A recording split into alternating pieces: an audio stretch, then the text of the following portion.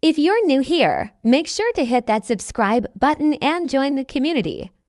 You won't want to miss what happens next. What if the one place that's supposed to be your fresh start your dream college, the gateway to everything you've ever worked for, turned out to be hiding a secret so dark it could destroy lives? What if a forbidden melody pulled you deeper into shadowed halls, where every creak of the floorboards whispered warnings you ignored? Because curiosity felt stronger than fear. What if you discovered a masked figure playing haunting music in the dead of night, not a ghost, but a boy trapped in a living nightmare, hidden away by the very person who should have protected him? And what if falling for him meant risking everything to uncover a truth that could shatter the entire foundation of the school and change your life forever? I know exactly how dangerous that kind of secret can be because I lived it. My name is Zoya, and this is the story of how I arrived at Thornfields College on a prestigious scholarship, thinking I'd finally earned my place in the world, only to stumble into a mystery involving a ghost in the bell tower, a cruel headmaster, and a love that forced me to choose between safety and the truth. It's a story about courage, betrayal, hidden identities, and the kind of revelation that makes you question everything you thought you knew about family power and what it really means to be seen. The music kept pulling me in like it was daring me to come closer. My brain screamed to turn back, but my legs wouldn't listen. The second I opened the door, the music stopped abruptly like it knew I was there. "Hello, who's there?" And then I saw him or it. A figure in the shadows, wearing a mask. I did it. I couldn't believe I was the first in my family to go to college on a scholarship, and it was Thornfields, the best of the best. As I entered the main hallway, I spotted a beautiful painting of Luciana Thornfield. Fascinating. Yeah, super fascinating. Luciana Thornfield died in childbirth. Her husband, Kevin Thornfield, the son of the college founder, started a scholarship in her honor. The one I received. And there's this rumor. "You talk too much." The girl started walking away, and I realized we were heading in the same direction. As fate would have it, we both ended up at the same door. The dorm room was amazing: high ceilings, big windows, and a wide balcony with 3 statues of gargoyles. Why so gothic? Can you believe it? They probably gave us the best room. You want to know what I can't believe? That you're my roommate of all people. Lucky you. You won't have a dull moment with me here. This is going to be a long year. If you've ever started somewhere new full of hope, only to feel like you don't quite fit, drop a comment below and share your story with us. Well, it wasn't awesome. 2 weeks in, and I hadn't made a single friend. Even Maggie avoided me. And then there was Quinn, the guy who'd been after me since day one, when I accidentally bumped into him in class. He tried his corny pickup lines on every girl he met.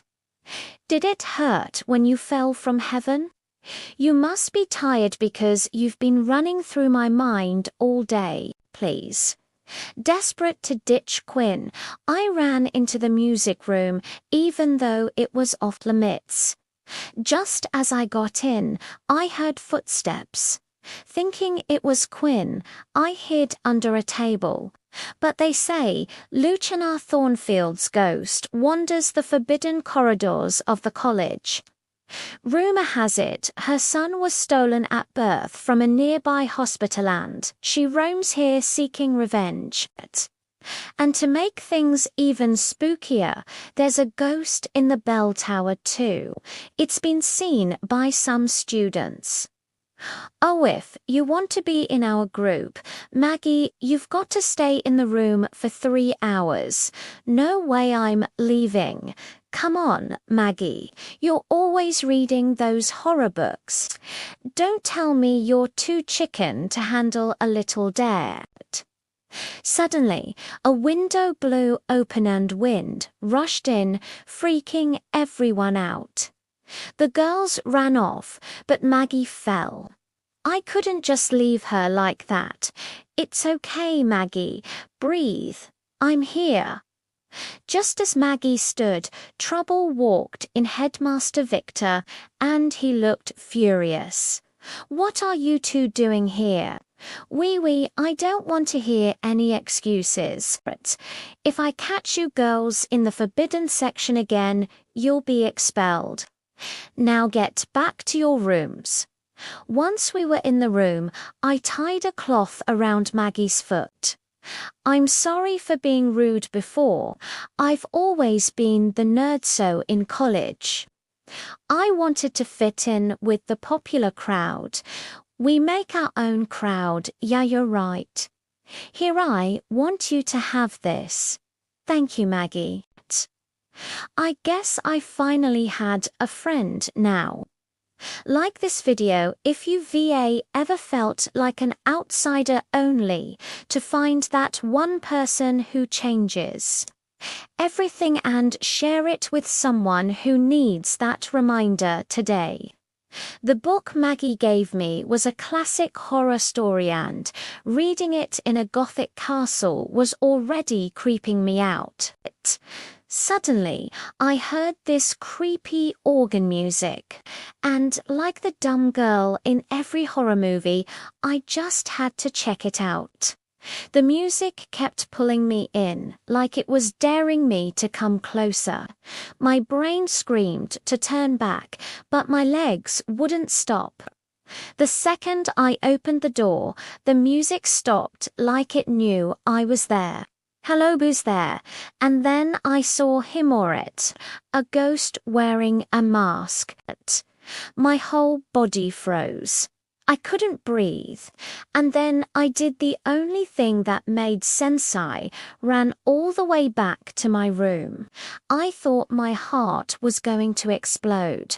I was safe now, right?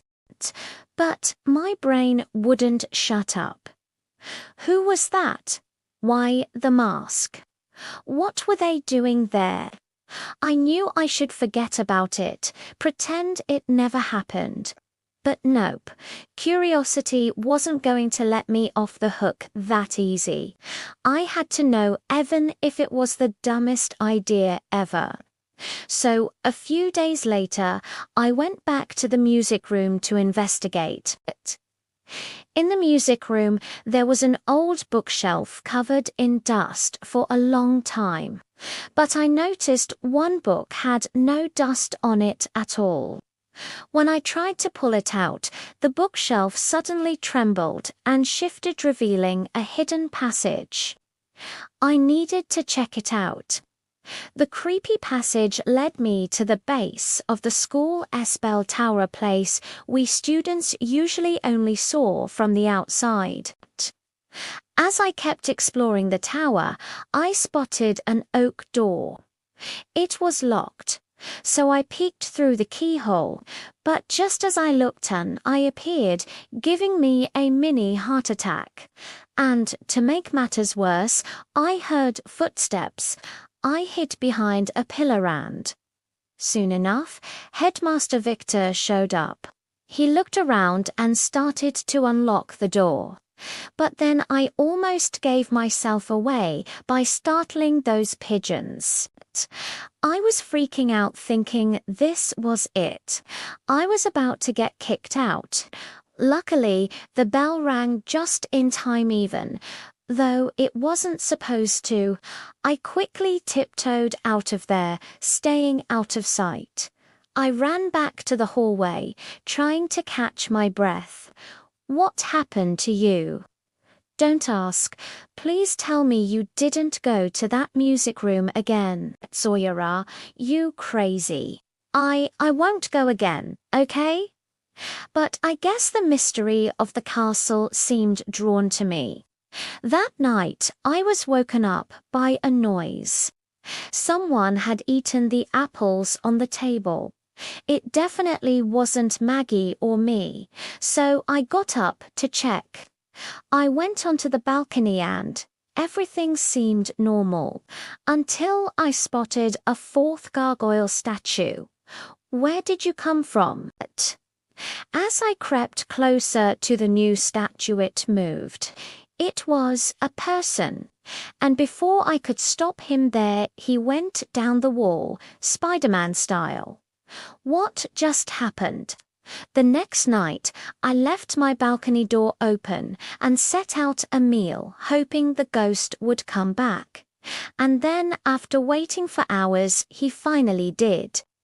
I got up slowly and followed him. Hey, wait. He turned so quickly that he knocked me off balance. I was going to hit the floor, but he caught me just in time. He was so close I could feel his breath on my cheek. You're even more beautiful up close. Thank you. Wait up close. Where did you see me before? Well, you kind of like to visit the music room a lot. And recently, when you were at the bell tower, it was you inside the bell tower. Yes. Did you ring the bell for me so Headmaster Victor wouldn't catch me? In the towering spires of our school, there's a legend, a mysterious figure who lives in the bell tower, a phantom who plays the organ at midnight. They call him the ghost of the bell tower. No one had ever seen him until I did. My name is Zoya, and I'm a new student here. One night, drawn by the haunting melody, I snuck into the bell tower. There he was, a young man with striking silver hair, wearing a half mask, his fingers dancing across the organ keys. His name is Isaac. I started visiting him secretly. We'd talk for hours, sharing stories and dreams. I learned he was the son of our headmaster Victor, hidden away because of a so-called family curse. But it wasn't a curse.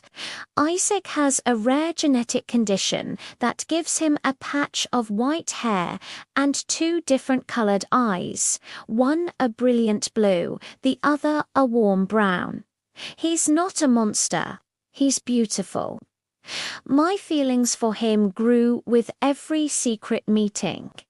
He showed me a world of music and forgotten books, a world away from the judgment of our classmates. But not everyone is as accepting. A bully named Quinn started spreading vicious rumors about me and the bell tower freak. One afternoon, after a nasty confrontation with Quinn, I ran to the one place I felt safe, the library, Isaac's sanctuary. He was there, looking worried. He asked what was wrong, his voice full of concern. I couldn't hold it in and told him everything. Instead of words, he offered me his hand. He led me to the center of the vast sunlit room and we started to dance. It was slow, magical, just us swaying to the silent music between us. His masked face was so close to mine, his mismatched eyes holding my gaze. In that moment, I knew I was completely in love with him.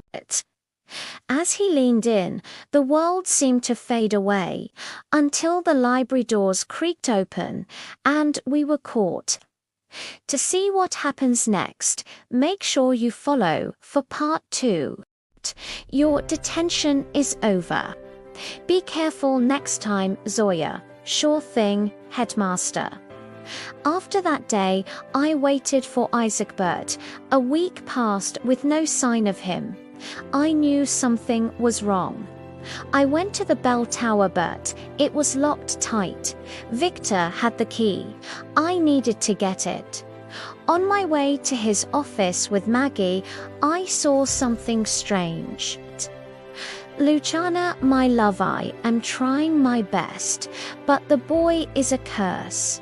My heart skipped a beat. Luciana, the school owner's wife who died.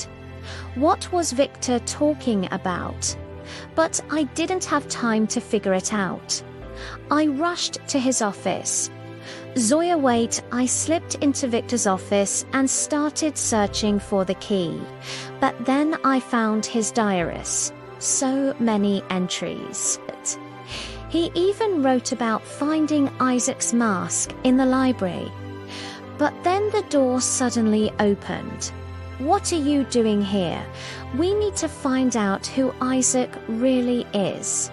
I suspected he was Luciana's son, but we needed proof. After searching for a while, I found it Luciana's file with Isaac's birth records. "What is this, Sawyer?"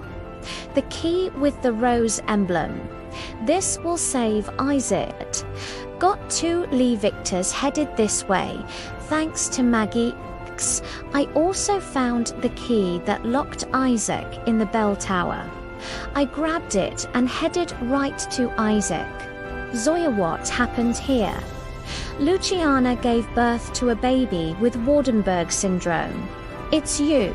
You're her son, Isaac." "Oh my God, we had the proof. Now we just needed to bring Victor down. Let's get out of here." We headed back outside and Victor appeared out of nowhere. Before he could see me, Isaac pushed me behind a pillar. "What do you think you're doing?" Victor strode toward Isaac, grabbed the papers from his hands, glared at the documents, then pulled out a lighter and set them on fire. "No, please, no." I felt tears streaming down my cheeks, seeing Isaac so helpless. But now I was more determined than ever to free him from Victor's control. The Grand Hall was packed with students, faculty, and board members all dressed to the nines. Even the school board and Kevin Luciana's husband were there, mingling with the crowd. We walked into the ball masks on Isaac by my side. He was nervous, but he held his head high. 2 weeks of planning led to this moment. Victor locked Isaac in the bell tower after that night. I told Isaac my plan and promised to come back and get him. Together, we'd expose Victor. Victor was talking to the board members when he saw Isaac. His face twisted with rage and he stormed over, but I wasn't going to let him get to Isaac. "Get out of my way, Zoya. Why have you brought this monster here?" He shoved me aside, but that only made Isaac angrier. "Don't touch her. You're the real monster, Victor. How dare you? How dare you? You've been hiding Isaac, keeping him locked up. Isaac is Luciana's son. You kidnapped him. Admit it." Victor was in love with Luciana back when they were students, but she chose Kevin Thornfield over him. Luciana married Kevin and Victor stayed at the college as a teacher just to be close to her. He hated Kevin for taking her away. There was a storm the night Luciana gave birth. Kevin was on his way, but the storm delayed him. Luciana died in childbirth while the baby was taken away. You did it as a twisted revenge on Kevin. Say she's lying. The only liar here is you, Victor. And then I took out Victor's diarial with the duplicate records that Victor had previously burned. How could you? Luciana trusted you, you snake. You deserve it. You deserve all the pain in the world for taking my Luciana away from me. I'll finish you and your devil's son. Victor tried to attack Kevin, but he punched Victor first. Victor fell to the ground in agony. Right then, the guards appeared and took Victor away. You'll be punished, Victor, my son. My sweet son, I'm your father. Can I call you Dad instead of father? After their heartfelt hug, Isaac came straight to me. But thank you, Zoya. I love you too, Isaac. What do you think? Can a forbidden love and a hidden truth change everything? Have you ever uncovered a secret that turned your world upside down? Leave your predictions, your own stories, your deepest thoughts in the comments below. I read every single one. Don't forget to hit the bell icon so you re-notified the moment the next story drops. Thank you for walking this mysterious journey with me today. See you soon.